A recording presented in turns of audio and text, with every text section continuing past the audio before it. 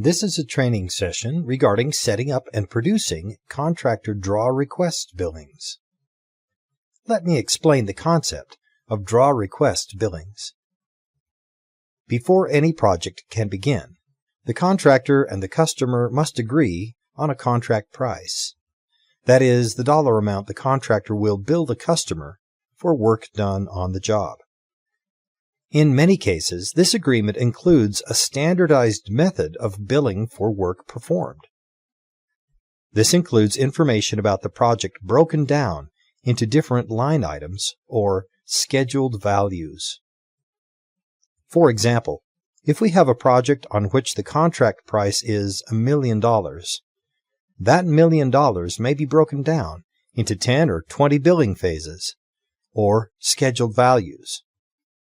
Each one of these values represents one phase of the work to be done. As an example, we might have phases called general requirements, site work, concrete work, and so on. Each of these phases would have their own dollar amount that can be billed for the phase. All the dollar amounts in the schedule of values will add up to the contract price. So once the contractor has billed 100% of all phases, he has billed 100% of the job. In order to set up a draw in Job View, we first select Job Setup from the Job Costing menu. Now we select the job which is going to be billed using the Draw billing. We now select the Billing Phases tab. This is where we set up our scheduled values. At the top of the window, we indicate that this job will use Contractor Draw. Here we can enter the default retention percentage. This means that every time we generate a billing on one of our scheduled values, we have agreed to let the customer retain a certain percent of the billing amount against the completion of the job. We enter the anticipated retention percent here. Now, in the list box on the screen, we can see all the scheduled values that have already been set up on this job. We can edit one of these items by highlighting the item and clicking the Change button. We can also insert a line item by clicking the Insert button. The phase number will be assigned automatically by the system, but it can be changed here. We can enter a description of the phase and the scheduled value for the phase. This is the dollar amount we can bill for, in this case, supervision.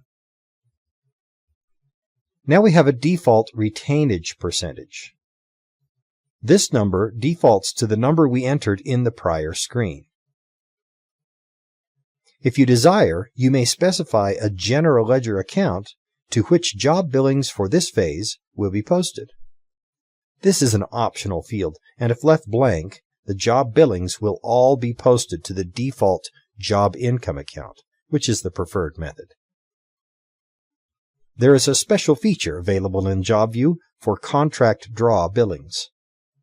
These billings are built on the assumption that you, as the general contractor, know what the completion percentage is on each scheduled value when it is time to bill the job.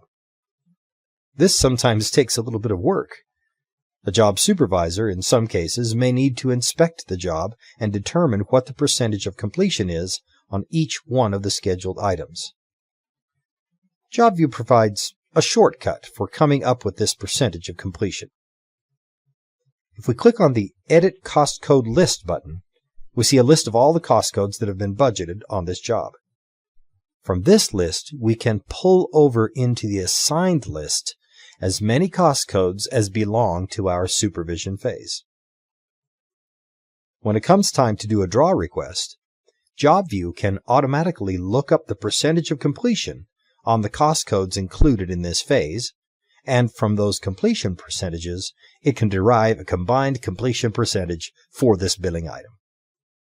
By the way, the Edit Cost Code List is optional, and cost codes do not have to be entered in.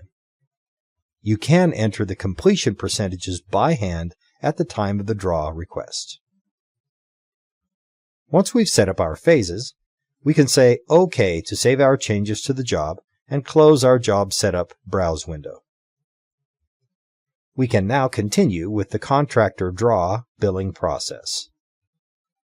In order to perform this process, we select Contractor Draw Request from the Accounts Receivable menu. A draw request is a request to draw money from the owner. We now select the same job we just set up and click on the Update Draw button.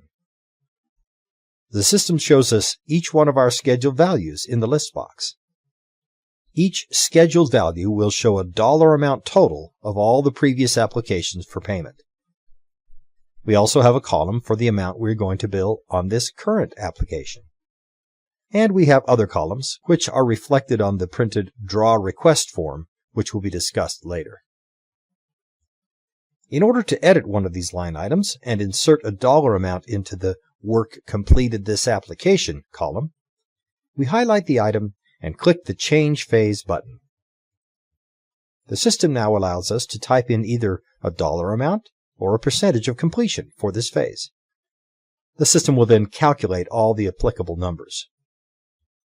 We can also enter in a retention amount, although JobView will automatically use the retention percent we entered in setup a moment ago as the default. In this case, the system will automatically deduct 10% for retention. We can also type in a dollar amount for the total of stored materials. Once we have entered in dollar amounts for this billing, the system will reflect those amounts in the list box. We can also add change orders to our draw request. This is done easily by clicking the Add Change Orders button. The system will inspect the change order file and look for any change orders which have been added to this job through the change order system, but have not yet been placed on the draw request.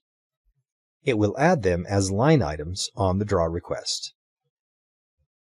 The Calculate Percent Complete button will utilize the cost code lists which were optionally attached to each of the billing line items to estimate a percent of completion for each of the phases. It will then place that percentage of completion on the report. We now have two buttons which will allow us to finish our application for payment. The first is the Print Application button.